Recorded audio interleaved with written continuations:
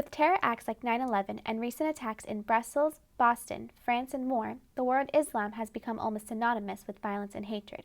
And oftentimes, many media outlets project only one side of the picture. She ought to be in prison for wearing a hijab. Portrayals like these can cause people to have a negative perception of Muslims. However, looking beyond the headlines shows that there's more to the story. The root word of Islam is the word peace. Islam is more than a religion, but a way of life, with 1.8 billion people practicing it worldwide. In Miami, there are 100,000 Muslims, making them about 1/4 of the population. From my perspective and my opinion, a lot of these incidents that are being done, in the name of Islam is not really Islam. I'm not even too sure that some of the people carrying out these acts really even understand what the Quran says, but they quote the Quran. The Quran is the Islamic sacred book, and according to Omran, most of radical Islam stems from a misunderstanding of the verses in it.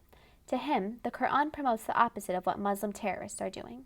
There is a verse in the Quran in chapter 49, which God, he says, "O mankind, I created you from into nations and tribes, that you may get to know each other, that you may understand each other, not that you may despise each other." Bringing awareness to this other side of Islam is something that many Muslims strive to do. The Muslim Students of the University of Miami is an organization that aims to unite Muslims with the rest of the community by hosting events such as Islamic Awareness Week. The week started with an Ask the Muslim Day, where students were given a list of suggested questions and encouraged to ask the MSUM members anything in order to get a free donut. Is marriage at a young age allowed? The group was trying to debunk common misconceptions and stereotypes about Islam.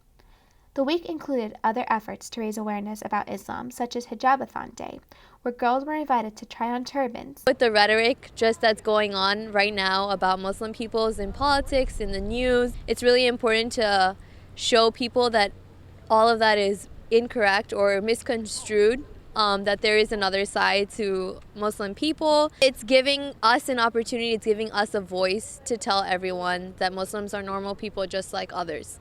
The event culminated in a banquet that was open to all students as well as the surrounding community.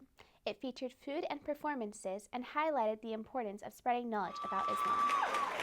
I'm part Israeli and I have a lot of Muslim friends here on campus. I feel it very unfair how they're portrayed in the media.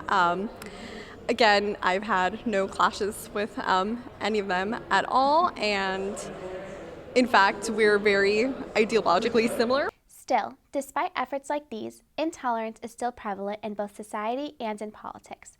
Other forms of xenophobia appear in the vandalization of mosques, the hatred on social media, and more. I don't know many Muslims, but I feel nervous whenever I see one. Like if I am riding in an Uber and I see a woman in a scarf, I'm kind of scared and afraid to talk. The core thought underlying these beliefs about Islam is that it promotes the hatred of other religions. However, Islamic scholars disagree, saying that the foundation of Islam is based on peace and inclusivity. We have no discrimination in Islam. We have no differentiation in between person and person. It doesn't matter if you're black or white, Asian or non, or you speak different language. It doesn't matter in Islam at all.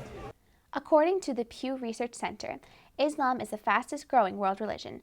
Out of all Muslims, 0.00006625% fall under the label of extremists. So you have this small minority of extremist individuals who are convoluting the message of Islam, and they're the ones that are getting all the attention, they're the ones getting all the media, and people feel like Islam is just that. They see ISIS, they see Al-Qaeda, they see all these people, and they're like, oh my gosh, look at these Muslims, they're so backwards, they're so extremist, they need to get into the 21st century. But despite this perception, most Muslims haven't been discouraged from contributing to society.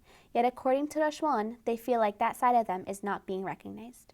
But what they don't see is the Muslims that are on campus, so some guys that are working in our society, in the police force, in the firefighter force, all of these people contributing to our society that they don't see.